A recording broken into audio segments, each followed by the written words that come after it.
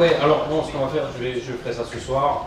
De toute façon, je pense qu'avec la lumière, là, vous n'auriez pas vu la moitié. C'est bien mieux ce soir. Ouais, donc on le fera ce soir.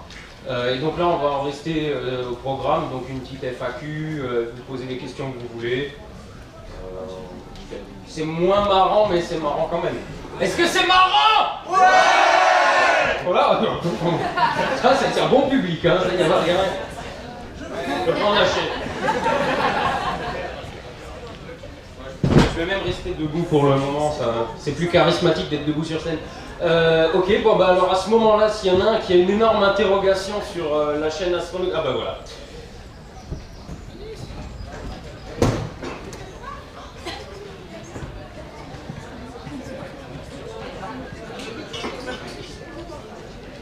Faut parler dans le bout gris.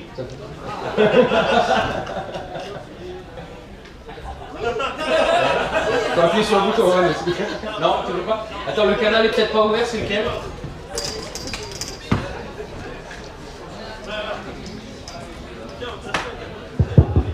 Ah, le canal était pas ouvert. Donc le petit bout gris. Ouais. Tu peux essayer de l'autre côté, mais on t'entendra moins. Salut. J'ai deux questions en fait. Une très rapide, c'est qu'est-ce qu'il y a écrit en tout petit sous ton t-shirt? Ah, alors, attends, je vais lire parce que je connais pas par cœur. Donc, la Terre est plate, selon les théories de certains imbéciles qui n'ont jamais eu la moyenne en cours de physique.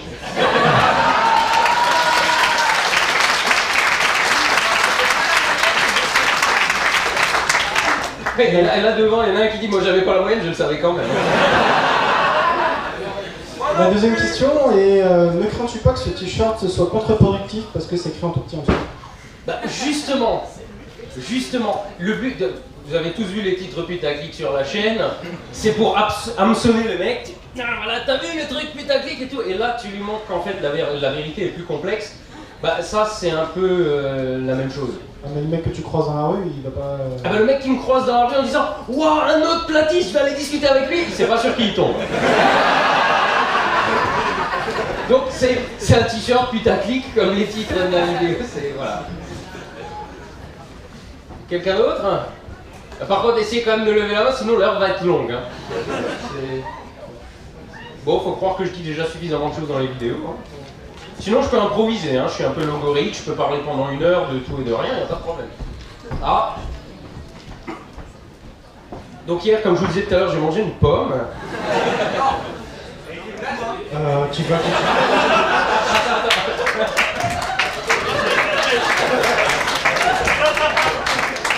Alors, si tu l'as fait en tarte...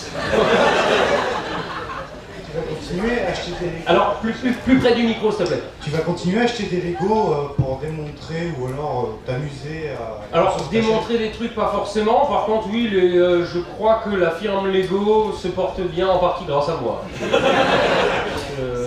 Je suis resté un peu un gosse. Hein, mais pas forcément en vidéo. Je veux dire, c'est vrai, la Saturn 5 en vidéo, c'était bien. Maintenant... Alors aujourd'hui, on va faire de l'unboxing de Lego Jurassic Park. C'est un peu hors sujet, quoi. Mais non, moi les Lego j'aime bien ça et je l'assume totalement. Oui, je suis encore un mec de 30 ans qui joue avec des trucs avec écrit 7 ans sur la boîte.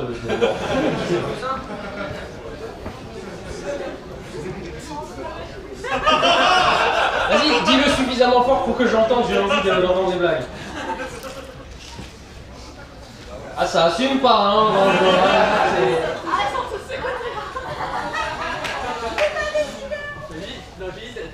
je trouve dans une telle phrase, jouer avec des trucs qui est marqué 7 ans sur la boîte. Ouais. Je dis, ça fait un titre un peu chelou, ça ou pas? Ah, ça fait pas de soirée. Alors, pour ceux qui ont eu la chaîne photo, j'avais fait une vidéo avec une avocate spécialisée dans le droit à l'image qui s'appelle Joël Verbrugge. Et on avait répondu à des questions qu'on m'avait posées sur Facebook. Et il y avait une des questions que j'ai pris en titre, et je me suis dit c'est le meilleur titre putaclic ever, c'est est-ce qu'on peut faire des photos d'enfants tout nus? C'était le titre de la vidéo, je me suis pas fait flaguer, hein, ça s'est très bien passé. Faut croire que j'ai vraiment tout dit sur la chaîne. Hein. Il y a des fois, il y a 12 000 doigts levés. Là. Bonjour. Il y a 2 micros dans la salle ou comment ça se passe? Ok, bon bah alors ça sera toi juste après. Alors, le vent intersidéral. Ok, vas-y. Moi je te connais pas, donc je viens ici un peu en mode touriste, donc je veux savoir ce que tu fais, du coup... Tu joues quoi? Attendez. Voilà. Il joue avec des Legos. Ouais. Plus tactique, les Plus un abonné dans 5 minutes. Alors, écoute, peut-être je fais des vidéos de vulgarisation scientifique, plutôt orientées astronomie, et j'aime bien de temps en temps taper sur certains complotistes ou des trucs comme ça, gentiment. Hein. Voilà. Donc, si tu es un peu curieux, si tu es abonné à quelques chaînes de vulgarisation scientifique, va voir la mienne, ça te pleure. Après ça, dès que j'aurai Internet. Dès que j'aurai Internet. Ouais, c'est vrai que donc du coup il faut attendre que tu aies fini le festival. Mais tire à voir, je suis sûr que ça te pleure. Ah merci. Du coup, on a des monsieur devant. Là. Salut. Salut. Donc je voulais savoir, vu les nouveaux formats que tu sors en ce moment et vu l'augmentation des abonnés, est-ce que tu penses ou est-ce que c'est ton objectif de vouloir être uniquement sur YouTube et donc t'arrêter peut-être ton métier de photographe et de pouvoir te concentrer uniquement sur YouTube? La réponse est simple, alors en ce moment c'est du 95,5 pour YouTube. Là j'ai mon dernier mariage de la saison, et la saison elle commence tout juste, au début juin. J'ai le dernier dans 2 semaines et après en fait j'arrête. Donc je me consacre entièrement à YouTube. C'est pour ça, bon, il y a des gens dans les commentaires, j'ai pu lire des trucs du genre « Ah, c'est un vendu, oh, il croit qu'il peut faire YouTubeur en sortant de vidéo toutes les 2 semaines et tout. » Ouais, va l'écrire l'épisode, vas-y, je te regarde. Mais oui, là, en fait, j'ai décidé de prendre ce tournant-là complet parce que je l'ai expliqué à quelques-uns d'entre vous qui sont venus me voir ce matin en dédicace. Le métier de photographe, c'est déjà un métier pas chiant. C'est pas comme caissier chez Quick. T'as pas des horaires aussi chiants, un patron aussi casse-couille, etc. C'est quelque chose déjà de beaucoup plus libre. En plus, avec la personnalité que j'ai, forcément, dans les clients, ça fait le tri et je me retrouve quand même quasiment qu'avec des gens sympas. Quasiment. Et de temps en temps, il y a le client, on se demande pourquoi il est là. Parce que bon, je sais pas s'il y en a qui avaient vu mon site internet professionnel, déjà bien décalé. Dans la page de présentation, il y a 3 ou 4 fois des gros mots déjà dans les premières phrases. Donc ça met l'ambiance tout de suite et finalement les clients qui m'appelaient derrière c'était « Ah Arnaud, salut, j'ai super bien aimé ton site, je veux que ce soit toi mon photographe de mariage ». Donc là je savais que c'était des gens avec qui j'allais m'entendre. Et de temps en temps il y avait « Bonjour monsieur, je suis à la recherche d'un photographe pour mes noces l'année prochaine et je voulais savoir si d'aventure vous étiez bon ». Et des fois c'est des gens très sympas, c'est juste qu'ils sont un peu formels au téléphone. Mais ceux-là d'habitude je leur demandais « T'es allé voir le site d'abord ?» Et quand la réponse était non, je savais que j'avais de grosses chances que ça allait pas coller. Alors en général, ces clients-là, je leur dis, écoute, je crois que je suis juste pas ton photographe de mariage, il faut que tu trouves quelqu'un avec un autre caractère, quoi. Ça va d'ailleurs se ressentir dans les photos, etc. Et de temps en temps, il y en avait un qui passait au travers des mailles du filet, c'était moi qui voulais, sur ma réputation, sur des trucs comme ça. Le problème, c'est que ça, c'est des clients chiants. C'est les 1% de clients qui vous casse les couilles toute la semaine en fait. Je peux pas dire autrement, vous savez c'est le client, le genre de client qui vous appelle le samedi soir parce qu'il a besoin de vous le lendemain, le week-end donc, hein, et c'est ceux-là qui ne donnaient pas envie d'être encore au contact du client, même si les autres étaient sympas. Et maintenant, sur YouTube en fait j'ai de compte à rendre à personne. Alors forcément j'ai des comptes à rendre aux abonnés, c'est sûr que si demain je me mets à faire des tutos make-up, non mais c'est pas dit une fois pour un 1er avril, bon mais disons que forcément j'ai une ligne éditoriale à suivre, j'ai une certaine exigence de qualité, mais c'est pas comme si je savais pas déjà le faire, on va dire. Ça va, normalement je sais faire des épisodes astronomiques. Donc ça va, même si de temps en temps je fais une vidéo qui plaît peut-être un peu moins, bon bah elle fait un peu moins de vues, il y a 2% de pouces rouges en plus, bon c'est pas la mort. Et puis à la limite moi je m'en rends compte, ça me permet de savoir ce que les gens aiment et n'aiment pas. Mais j'ai zéro stress en faisant ça.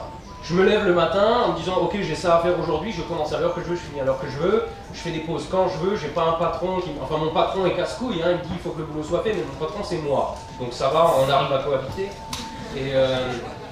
Et ça fait maintenant depuis quelques mois que j'envisage sérieusement de faire que ça, et là ça devient concret. Et j'ai bien l'intention de continuer parce que oui, clairement, c'est beaucoup plus agréable de bosser comme ça. Et donc, c'est pour ça que je dois dire merci parce que bon, c'est quand même grâce aux gens qui me regardent qu'aujourd'hui, je peux faire d'une passion un métier. Et même s'il y a encore des gens qui disent c'est une passion, pourquoi tu veux te faire payer? Hein, à ceux-là, je leur dis toujours, mais tu crois que Johnny, enfin bon, Johnny maintenant c'est un mauvais exemple, mais Johnny qu'on paye 150 € pour aller voir en concert, enfin qu'on payait 150 € pour aller voir en concert, je pense qu'il aimait bien la musique aussi, quoi. Je pense que c'était sa passion, mais ça a posé problème à personne, enfin si ça posait peut-être problème à certains, mais pas d'aller acheter le CD derrière ou quoi, et donc de le rémunérer. Et ça, c'est vrai qu'avec YouTube, c'est quelque chose que je vois encore. Je le voyais avec la photo, genre la photo c'est une passion, c'est pas un métier. Là avec YouTube, je le vois même encore plus. Pendant un temps, il y avait quand même ma maman qui m'expliquait quand j'étais photographe, il faudrait quand même que je trouve un vrai métier. Quand j'ai dit que j'allais me mettre juste sur YouTube alors que je commençais à bien gagner ma vie avec la photo, elle s'est dit mais c'est rigolo là. Mais donc maintenant, bon, ils sont faits, mais c'est vrai que pour des tas de gens, bah, c'est pas un métier quoi. Mais il y a un truc que je dis toujours, c'est si vous êtes cireur de pompe dans la rue, juste ou même à la limite, vous chantez des chansons paillardes dans la rue, mais qu'il y a les gens qui vous donnent la pièce et que vous gagnez assez d'argent pour payer vos factures. Bah, votre métier, c'est de chanter des chansons de cul dans la rue. Hein. La digue du cul en revenant de Nantes. Ah.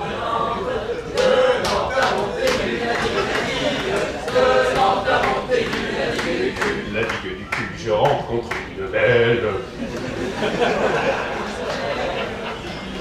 C'est timide.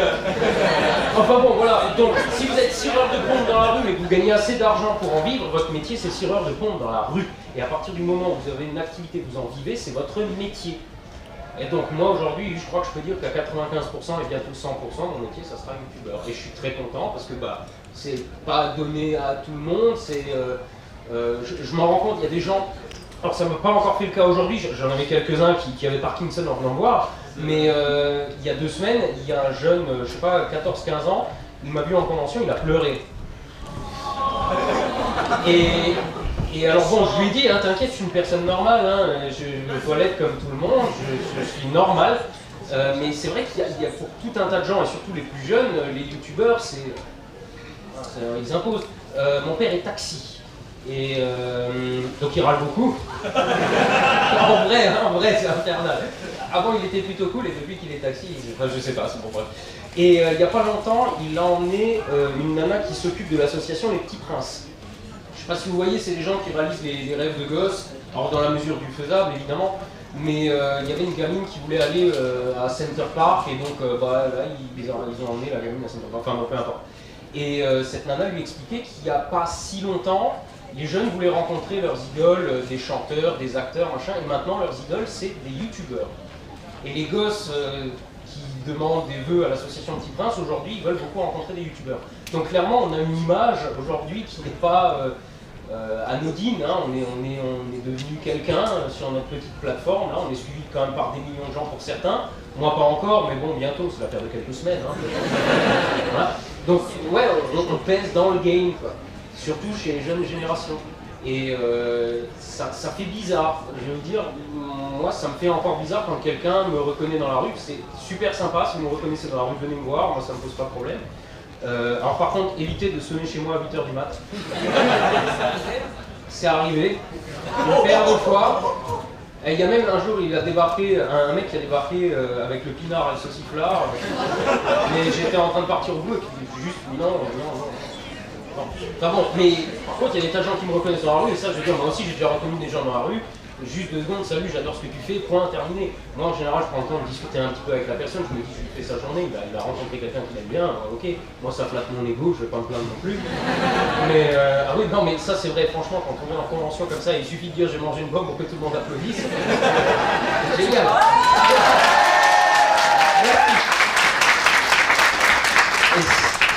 Vous savez, quand on lit les commentaires, c'est un truc, mais quand on voit les gens en vrai, c'est autre chose, c'est du carburant. C'est quand on rentre d'une convention, enfin, je sais pas pour les autres, je dis on, mais moi quand je rentre d'une convention, je suis donc à blog, c'est génial. Et pourquoi je disais ça déjà? Ouais, donc maintenant on est des stars, entre guillemets. Moi j'ai du mal à me considérer comme ça, mais il y a des gens qui me considèrent comme ça. Et pourquoi je disais ça aussi, je sais plus, j'ai complètement perdu le fil, je suis allé beaucoup trop loin. Mais Ouais, et donc du coup c'était un vrai métier, c'était une passion, et ouais, on est devenus des stars, et c'est pas pour autant qu'on ne peut pas effectivement demander d'en vivre. Donc oui, moi j'assume totalement. Il y a aussi des gens qui disent dans les commentaires, ouais c'est un vendu, maintenant il a des sponsors, il a machin, c'est plus ce que c'était au début. Je veux pas avoir l'air de m'arrêter, mais objectivement je crois que les épisodes, je les travaille encore plus qu'avant. Le rythme, ça fait 1 an et demi qu'il bouge pas, c'est un épisode toutes les 2 semaines, et maintenant je rajoute encore des trucs. Ceux-là, j'ai envie de leur dire, mec, je te file une tarte gratuite toutes les semaines. Là, j'ai rajouté une cerise et tu dis, ah, c'est plus pareil qu'avant, je me désabonne. Voilà. Donc, pour le moment, je suis plutôt bien dans mes pompes. J'ai pas l'impression d'être un gros vendu. Si un jour ça change, bon, pire, faites-le-moi savoir. Mais voilà. C'est vrai que oui, aujourd'hui, j'envisage vraiment ça comme un métier. Et vous voyez, quand je disais tout à l'heure que j'étais logorique et que je peux tenir sur un sujet 1 heure, voilà. Donc, si jamais il y a une autre question, c'est le moment. J'ai deux questions à poser. La première, c'est comment tu fais pour gérer ton temps entre justement ton métier de photographe, donc à 5% maintenant, ta chaîne Astrologique et ta deuxième chaîne de photos. Et la deuxième question, c'est vu qu'on n'a pas internet ici, quel était le sujet de la vidéo postée hier soir? D'accord. Alors, sans spoiler, bien sûr. La réponse la plus courte, bouchez-vous les oreilles ceux qui veulent pas entendre. Ça va, ils sont curieux. Il n'y a pas longtemps, on nous a dit dans la presse qu'on avait trouvé des bactéries extraterrestres dans l'ISS.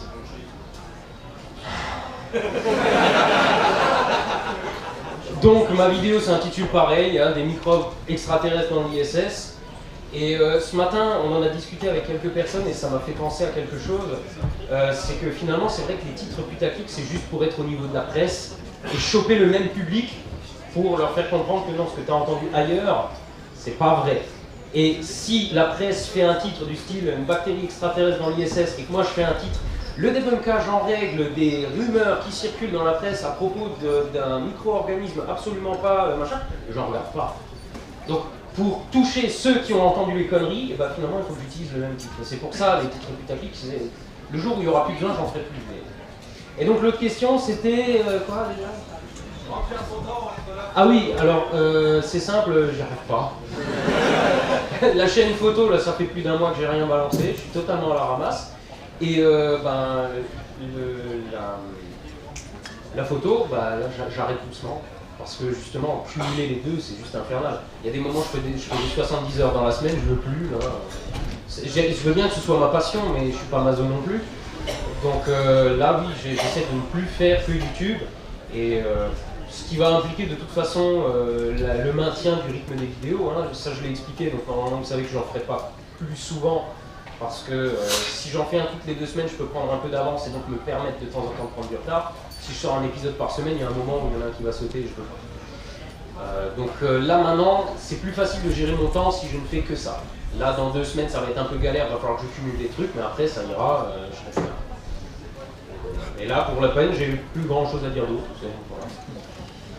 Mais j'ai vu qu'il y avait d'autres mains levées. Alors attends, après il y aura le monsieur derrière, si tu peux lui passer la sucette.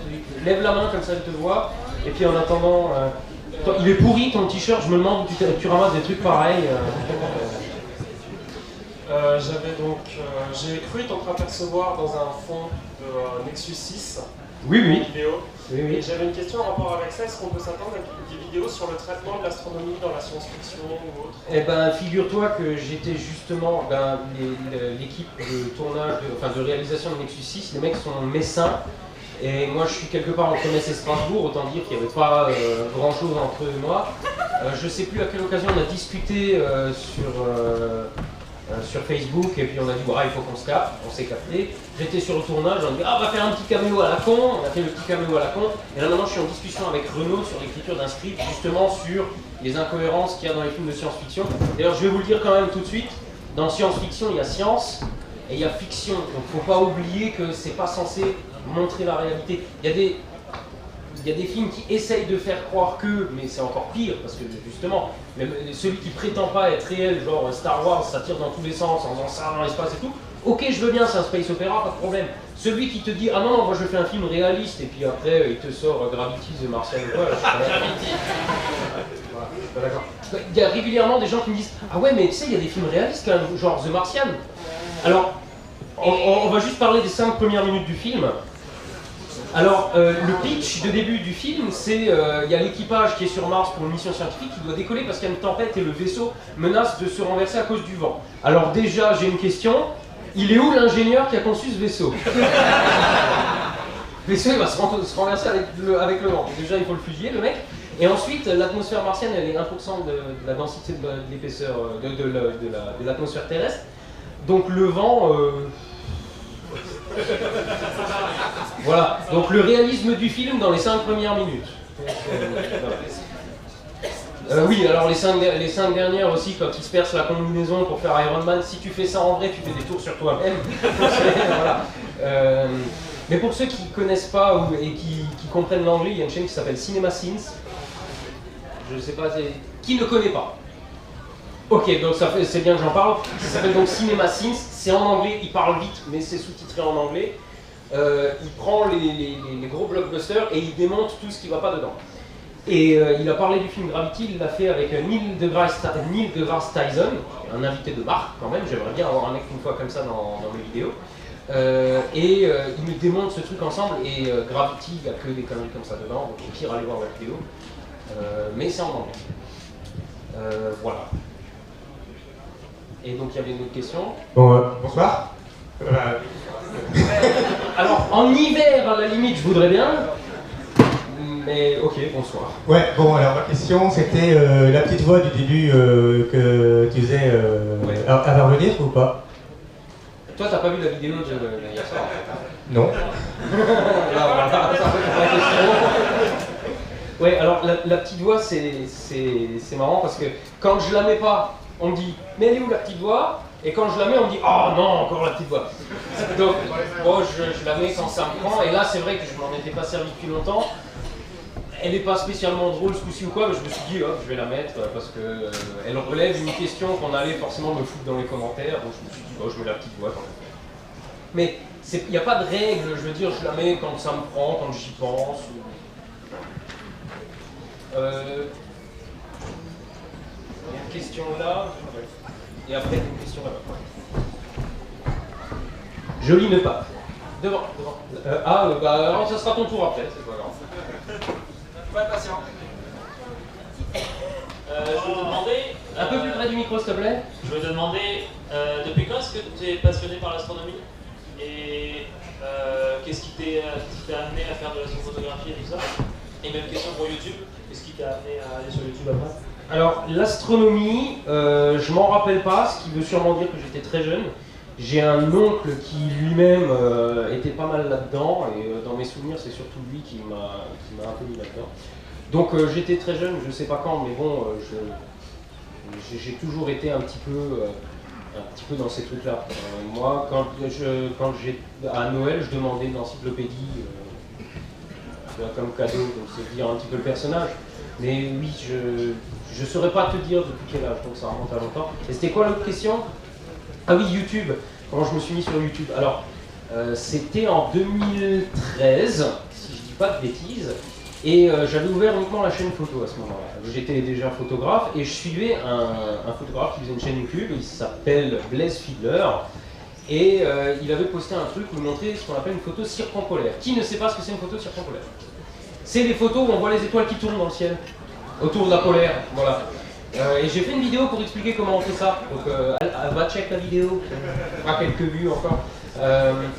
Et il ne savait pas comment faire ça, donc il monte cette vidéo en disant cette photo en disant c'est pas mal, mais je ne sais pas comment faire si quelqu'un sait. Et moi je laisse un commentaire en disant si tu veux je te fais une vidéo. Il dit feu, fais ta vidéo, et j'ai fait la vidéo. Le problème c'est que pour faire une circumpolaire il faut un ciel dégagé, et qu'à ce moment-là le ciel était le ciel d'Alsace habituel. Donc ce que j'ai fait, j'ai dit bon bah je vais faire d'abord une partie théorique parce que mine de rien il y a beaucoup de théorie dans le domaine, et puis je dis je fais la deuxième partie pratique dès que je peux. Donc je fais la vidéo théorique, je la mets en ligne, et lui il la balance sur son truc, boum, 2000 abonnés. Par contre je me dis bon j'ai que ça, mais c'était marrant à faire, donc je me dis je vais en faire d'autres, et j'ai fait 2-3 autres sujets comme ça en attendant de pouvoir faire la deuxième partie qui tardait parce que c'était dans une période où il faisait le ciel alsacien. Et donc quand j'ai fait la deuxième partie de la vidéo, j'avais déjà, je devais être à 4-5 000 abonnés, je me suis dit bon bah, si on continuait quoi. Et j'ai continué en me disant que finalement c'était une bonne vitrine sur internet pour moi en tant que photographe me faire un peu plus connaître. Et ça a très bien marché. J'ai eu énormément de clients dont la première phrase du mail c'était « Salut, j'adore tes vidéos ». Donc ça s'est avéré plutôt payant. Donc finalement on peut dire que je vis de YouTube depuis peut-être un peu plus longtemps que ça, dans la mesure où c'était une excellente vitrine pour mon activité à côté de photographe de mariage et tout ça. Et il y a de ça 2 ans, donc j'ai commencé à plafonner un petit peu côté studio de poche. Et je me suis dit en même temps, je ferai jamais 10 millions d'abonnés sur une chaîne de tuto photo parce que ça intéresse que les photographes. Et je me suis dit si je faisais une chaîne un petit peu plus grand public. Et là je me suis dit de toute façon je ne vais pas faire du tuto make-up ou des sketchs un peu à la con comme ça, c'est pas moi. Les chaînes que je suivais déjà à l'époque c'était de la vulgarisation scientifique comme il est où le gros Bruce là? Il est où? Ouais. Bon il y avait des gens comme lui qui m'inspiraient beaucoup sur YouTube parce que c'est des vidéos qui rendent plus intelligents. T'as vu comme je suis en train de te cirer les pompes là? Et c'est des vidéos qui rendent plus intelligents, vraiment. La vulgarisation scientifique, moi je regarde quasiment que ça. Et forcément je me suis dit, si je dois faire une chaîne YouTube, il faut que ce soit un truc dans ce style. Et alors là je me suis dit, qu'est-ce qu'il y a comme sujet que je maîtrise suffisamment pour en parler? Un truc de niche, c'est-à-dire il n'y a pas déjà 12 youtubeurs qui en font, parce que si j'avais fait une pensée bis, aucun intérêt. Donc j'y ai réfléchi quelques jours et je me suis dit, ouais, l'astronomie. Le nom est venu, je sais même plus comment. Voilà. Au détour d'une bière. Hein? Au détour d'une bière. Non, même pas. Ah oui, alors pour ceux qui veulent m'offrir une bière, j'aime pas la bière. Donc voilà. Hein? Oui, vas-y. Allez, tous les mecs. Allez, toutes les filles. Pourquoi vous huez pas? Allez, les mecs qui me sifflent, les filles, elles sont contentes. Ça fait toujours ça d'habitude. Bon. Ouais, donc non pas au détour d'une bière, je sais plus comment j'ai trouvé ce nom, mais j'ai retrouvé encore un truc il y a pas longtemps où bah tiens, c'était dans une vidéo, le studio de poche, où je parlais des astro-geeks. Pas astrono-geeks, les astro-geeks qui aiment bien faire des photos du ciel et tout. Et donc ça vient peut-être d'un truc comme ça, mais je sais plus comment je l'ai trouvé. Bref, j'ai créé cette chaîne et je ne l'ai pas diffusée tout de suite, je me suis dit je vais d'abord faire 5 épisodes en scrud, histoire d'avoir un peu de contenu. Et je vais tous les diffuser d'un coup, parler de ma chaîne sur l'autre chaîne, la chaîne photo, etc. Et pareil, en 2 jours, 2000 abonnés. Ok, hein, pour moi ça démarre à chaque fois bien sur YouTube. Et puis après, il y avait qu'à suivre le rythme. Astronomy qui a été en retrait par rapport au studio de poche pendant quelques mois. Ensuite, ça a dépassé. Et à un moment, j'ai parlé du Chevalier Noir. Et la vidéo s'appelait « Un satellite extraterrestre autour de l'ISS ». Et là, les abonnés, paf! Et là, j'ai compris l'intérêt des titres putaclic. Et depuis, ça monte bien. Et donc c'est pour ça, tous les gens qui disent « Oh, si tu fais des titres putaclic, tu me désabonnes », je sais pas, écoute, parce qu'il n'y a pas de problème. Hein, le ratio reste quand même très positif. D'ailleurs, ça me fait aussi bien rigoler, ce chantage affectif. Oh, si tu fais ça, je me désabonne. Je sais pas si c'est des gens qui pensent que je vais me mettre à genoux. Non, s'il te plaît, reste abonné, j'ai tellement besoin de ton abonnement. Casse-toi. Et puis, vous savez, il y a des tas de gens aussi qui me disent tu brosses vraiment pas les gens dans le sens du poil. Ouais. Mais en attendant, ces gens-là, du coup, partent. Et j'ai plein de commentaires super adorables. Et de temps en temps, il y a un rageux. Et j'ai rien besoin de dire, parce qu'il y a 12 commentaires en réponse, où je fais le destroy. J'ai une communauté incroyable. Donc merci. Hein, c'est le moment où vous applaudissez là.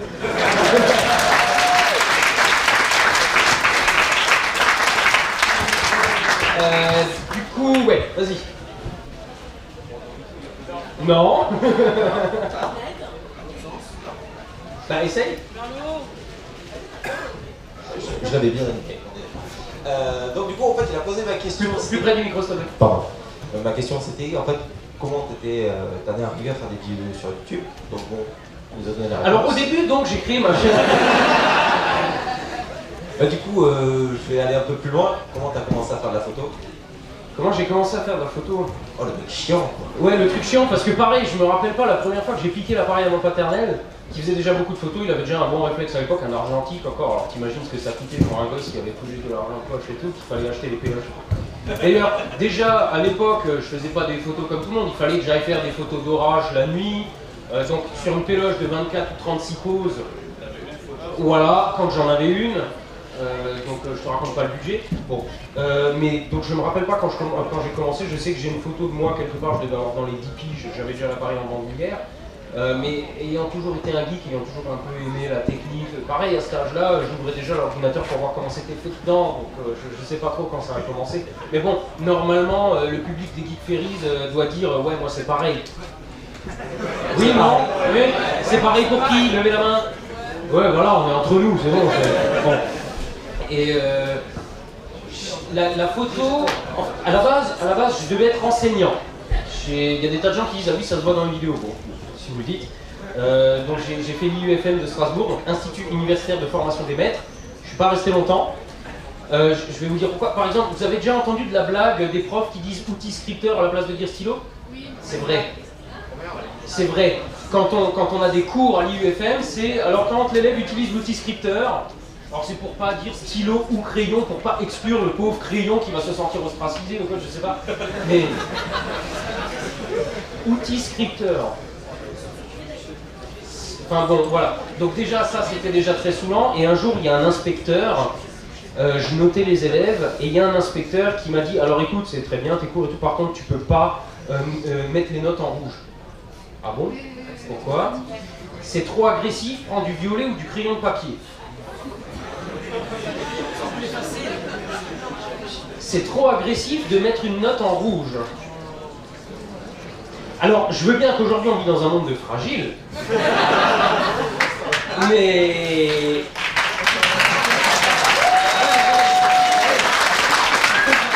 Oui, quand même, on vit dans un putain de monde de fragiles, tu peux pas écrire sur la copie en rouge. Mon Dieu, il a traumatisé mon enfant, il est en échec scolaire. Non, s'il est en échec scolaire, c'est parce qu'il branle rien à la maison, pas parce que j'ai écrit en rouge. Et... Hein? C'est le sang de l'élève qu'il faut utiliser. C'est le sang de l'élève qu'il faut utiliser. Non mais, ça c'est un des trucs qui m'a convaincu que j'étais pas fait pour l'éducation nationale. Aujourd'hui, il y a même, on veut de plus en plus renoncer aux notes, parce que les notes c'est trop clivant. C'est vrai que les nuls, il faut quand même qu'ils puissent se sentir bons, et les bons puissent se sentir nuls. C'est beaucoup, enfin bon, c'est mon point de vue, vous n'êtes pas d'accord, à la limite, je m'en fous. Mais non, sérieusement, c'est pas comme ça qu'on prépare un gosse à la vie. La vie c'est dur. La vie c'est le patron qui te dit non, t'avais prévu d'avoir un week-end mais finalement tu vas faire des heures sup parce qu'il y a plus de boulot. Le patron c'est non, t'es arrivé en retard, t'es viré. Enfin en France c'est un peu plus compliqué que ça, mais bon, tu vas te faire savater quand même, etc. Et aujourd'hui les gosses, il faut tout le temps leur expliquer que ce qu'ils font c'est bien, et chient sur la copie, il faut lui dire t'as fait un bel effort. Voilà. Et j'exagère à peine.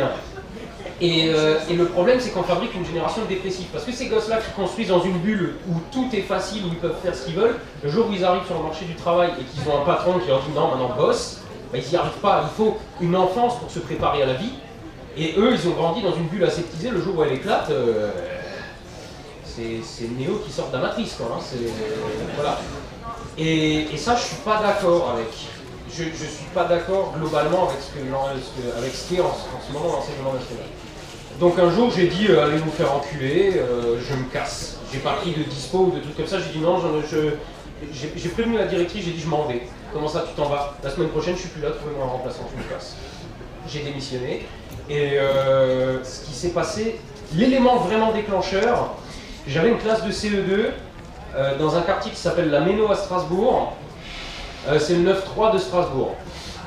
Et j'avais la petite frappe de la classe. Déjà dans une classe de petite frappe, tu as encore la petite frappe, tu vois. Donc c'était le petit frère du dealer de la cité. C'était le seul qui avait le dernier iPhone en classe. De toute façon, les autres étaient des enfants pauvres, hein, de toute façon, donc un iPhone c'était bon. Mais lui, il en avait un, il se le faisait péter tous les 2 jours, il en avait toujours un neuf derrière. Ça donnait un petit peu une idée du temps. Et alors il était spécial aussi, il n'était pas propre, donc c'était difficile d'avoir un certain charisme face à moi de toute façon. Mais un jour, il m'a quand même dit quelque chose qui m'a remué, il m'a dit de toute façon, l'école ça sert à rien, alors on est préparé à répondre à ce genre de choses en étant propre évidemment. Je lui ai expliqué que si plus tard il voulait avoir quand même un métier ou quelques 15 minutes, ok, ça marche. Donc je lui ai expliqué que s'il voulait avoir plus tard un métier ou quelque chose, bon, il fallait peut-être quand même essayer de savoir un peu calculer. Il m'a expliqué que de toute façon il allait dealer du shit avec son frère qui venait le chercher le soir avec la dernière Mercedes, alors que moi je rentrais dans une Corsa A, qui a mon âge. Donc forcément je pesais pas trop en face de son frangin. Et alors là je lui ai expliqué que bon, tu sais, bon, il faut quand même savoir un minimum compter pour compter les billets de 500 que tu vas gagner, bon. Mais après, bon, c'est un métier, bon, tu risques quand même de finir en zonzon à un moment ou à un autre. Et là, il m'a expliqué que ça le branchait bien, parce qu'en fait, pour avoir le statut de caïd, il faut avoir fait au moins une fois de la prison. Le caïd, c'est celui qui était au moins une fois en tôle. Donc lui, il voulait devenir caïd, donc il voulait aller en tôle. Ok, ben, fous-toi au fond, fais un dessin, fais pas chier pendant que je fais le reste du cours. Et là, j'ai appelé un de mes anciens profs, mon ancien maître de stage et tout, je l'ai appelé le soir parce que j'étais en échec face à ce que je savais pas quoi lui répondre. Et mon maître de stage n'a pas su quoi me répondre à moi non plus, j'ai un peu mal dormi la nuit là parce que je me suis rendu compte que c'était déjà un boulot difficile. Hein. Fallait faire des cours différenciés pour les différents niveaux des élèves, etc. Et y avait ceux à qui tu essayais de faire la différence entre A et O en CE2, qui venaient pas pendant 2 jours ensuite et qui, quand ils revenaient, ils avaient déjà oublié. Moi, j'y passais mes week-ends à préparer les cours pour ça. Et en parallèle, dans la classe, forcément, il y en a qui sont un peu meilleurs. Et il y avait 2-3 gamins qui, eux, étaient plutôt bons, qui avaient du potentiel. Mais c'est ceux dont je pouvais pas m'occuper parce que j'étais en train de séparer les 2 autres qui étaient en train de se battre. Donc eux, c'était t'as fini ton exercice, bah fais le suivant. Eux, je pouvais les faire progresser, j'avais pas le temps. Et les autres petits cons, là, j'aurais pu les défenestrer, mais il fallait que je m'occupe que d'eux. Et j'y laissais toute mon énergie et j'avais pas envie. Parce que je voyais pas ni la reconnaissance des parents qui n'avaient rien à branler de leurs jeunes, je voyais pas la reconnaissance de la profession, je voyais pas d'accomplissement personnel, et c'est pour ça que je me suis dit, allez, vous faire foutre. Donc il y a eu ce truc-là, le lendemain, c'est la goutte d'eau qui a mis le feu aux poudres, ou l'étincelle qui a fait déborder le vase. Le lendemain, je suis allé voir la directrice, j'ai dit j'en ai plein le cul, je me casse. Comment ça, tu te casses? La semaine prochaine, je suis plus là pour mon remplaçant. J'étais gentil, je lui ai laissé une semaine, j'aurais pu me casser le lendemain. Et là, ce qui s'est passé, donc, la nuit-là, j'ai cogité. Et pendant mes études, je faisais déjà un peu de photos comme ça. Et j'arrondissais les fins de mois, bon gros black. Pour payer mon loyer, j'avais pas mal d'amis intermittents du spectacle. Et les intermittents du spectacle, ils ont besoin de pochettes d'albums, d'affiches pour les concerts, de tourner des clips, des trucs comme ça. Et donc, contre un billet de 100, je faisais ça de temps en temps le week-end. Je me disais, si j'arrive à faire 200-300 boules dans le mois en faisant ça une fois de temps en temps, qu'est-ce que ça donnerait si je m'y mets à temps plein? Et le lendemain, j'ai fait une étude de marché. Je me suis dit, c'est jouable. J'avais déjà un petit peu de matériel pour commencer, ça allait. Et j'ai lancé ma boîte officiellement, je crois, le 1er juin 2013. Je regrette pas une seconde, et puis forcément, cette boîte, ça m'a emmené vers ma chaîne YouTube de photos, qui m'a ensuite emmené vers Astronogeek, et je suis là aujourd'hui parce qu'un petit con m'a expliqué qu'il voulait aller en tôle.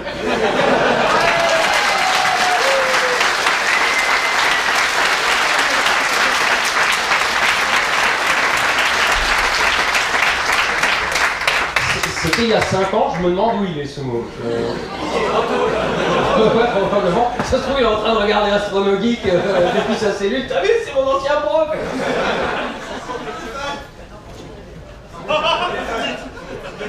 Elle doit être fan, j'espère. Donc, ouais, a priori, j'ai encore le temps. Je pense qu'on a le temps encore pour 1 ou 2 questions à ce rythme-là. Donc, allons-y. Salut, moi j'ai 2 petites questions donc très rapides. Le vol en 0G, ça vaut vraiment le coup?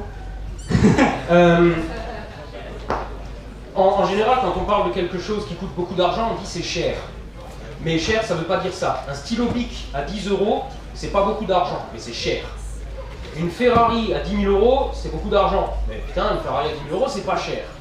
Cher, c'est ça. C'est le rapport entre l'argent que vous dépensez et ce que vous avez pour ça. Un vol 0G, ça coûte 6 000 €. C'est beaucoup d'argent. Oh, mais putain, c'est pas cher.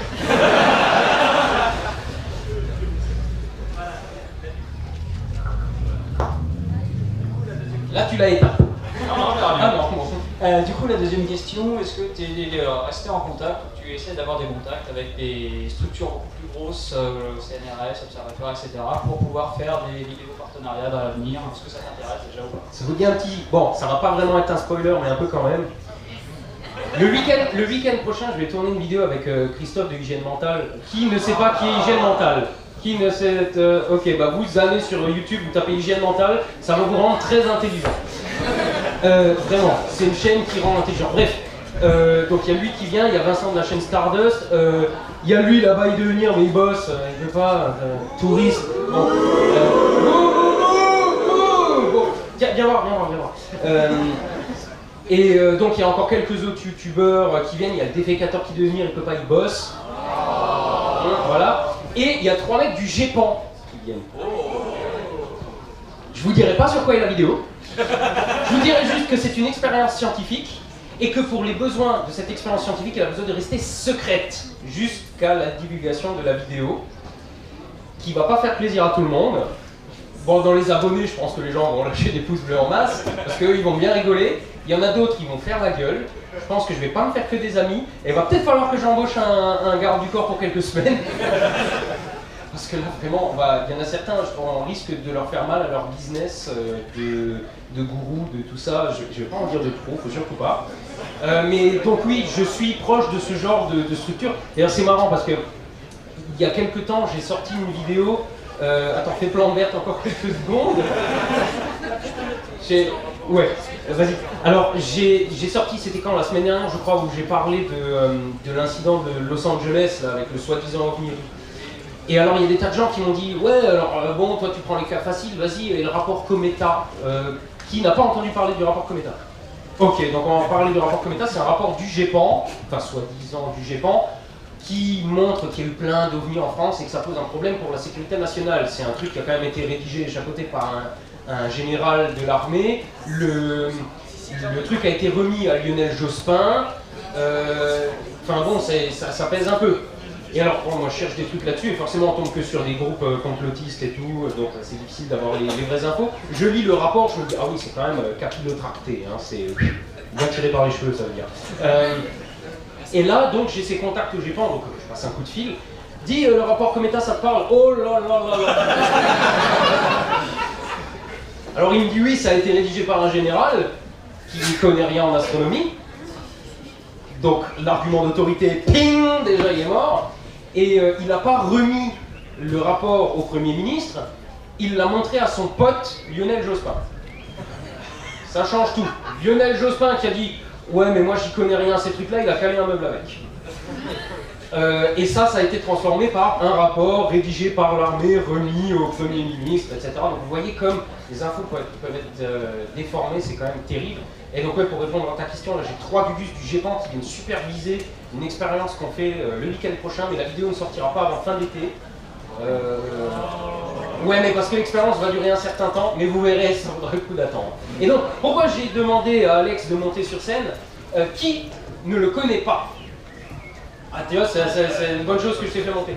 Donc, Alex, en fait, il anime la chaîne Occulture. Donc, c'est de l'occulte et de la culture, donc ça rend intelligent aussi. Et donc, il va falloir aussi aller vous abonner, parce que c'est super bien. Et donc, il va quand même participer à la vidéo, mais du coup, il ne viendra pas pour l'expérience, il va juste faire un caméo, il va faire une partie dedans, comme ça, voilà. La partie culture. Et nous, on va s'occuper de l'occulte pour la fin. Et je voulais dire un truc à ce sujet encore, je sais plus quoi, mais tant pis, c'est pas grave. Voilà. 5 minutes, donc on a encore le temps pour une question. Bah, ok. Ah oui, toi tu es juste là en touriste. Il est là en touriste, bon bah donc du coup. Mais limite, vous pouvez discuter avec lui.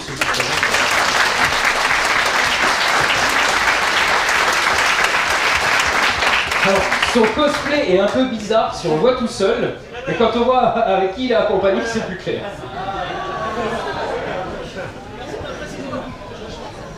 Ok, donc je pense que ça sera peut-être la dernière question. Je pense. Vas-y. Ok. Alors.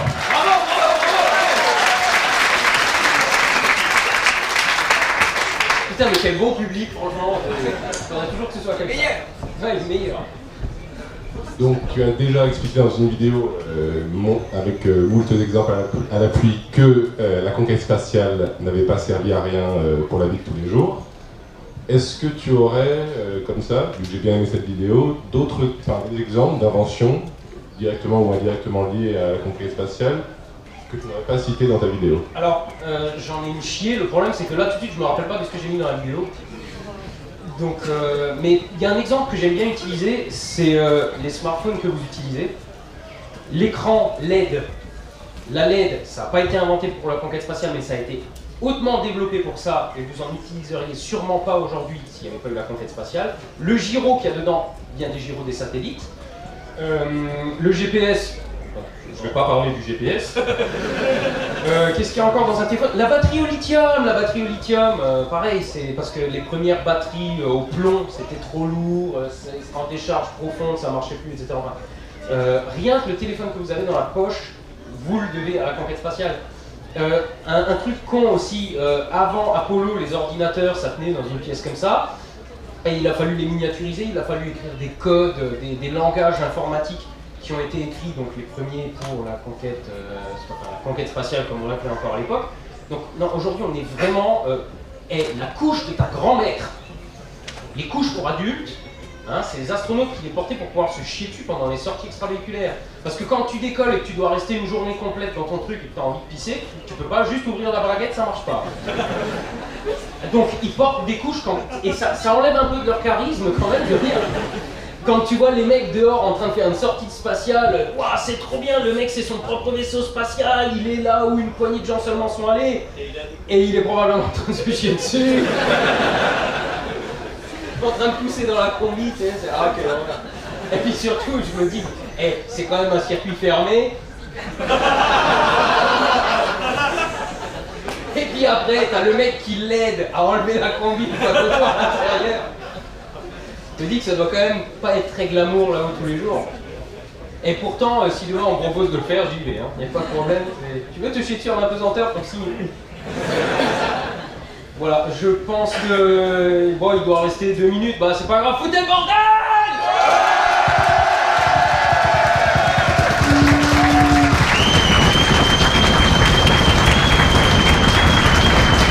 Alors, juste un truc, c'est pas parce que vous êtes dehors que vous avez pas le droit de foutre le bordel. Ouais, donc j'ai dit, foutez le bordel!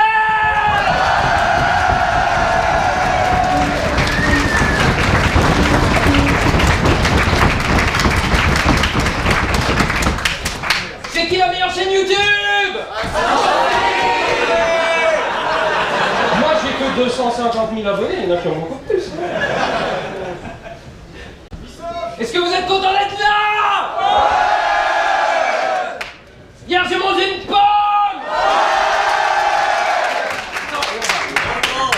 Essayez d'appeler ma maman.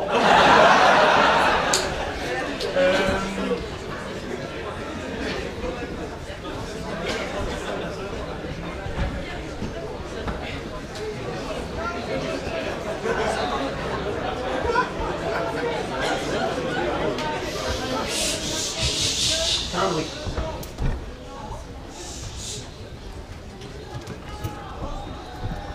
Ah, le répondeur, merci. Bon, les deux, c'est toujours pas ça. Hein.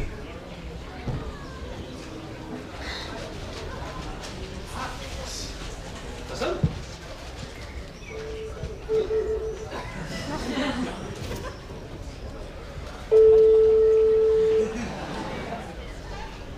Bonjour, vous êtes bien sur l'internet? Allô? Ah, allô, maman? Allô? Oui, tu m'entends? Oui. Oui, ça va? C'est Mathieu. Hein? D'accord. Allô? Oui, tu m'entends? Ou tu m'entends pas? Je t'entends, t'as essayé de m'appeler? Oui, oui, c'était juste pour dire que... Comment ça va le public astronomique?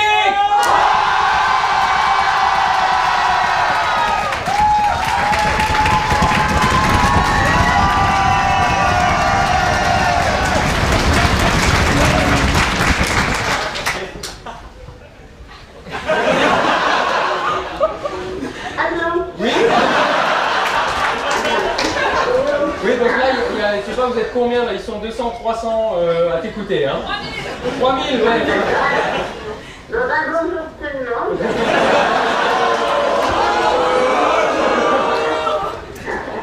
Est-ce que je dis trop de gros mots sur ma chaîne YouTube? Est-ce que vous en voulez plus? Oui! Putain d'enculé de bordel de merde!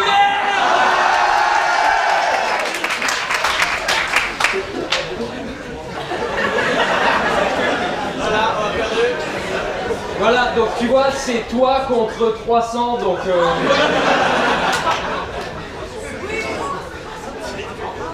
Bon allez, à plus, hein.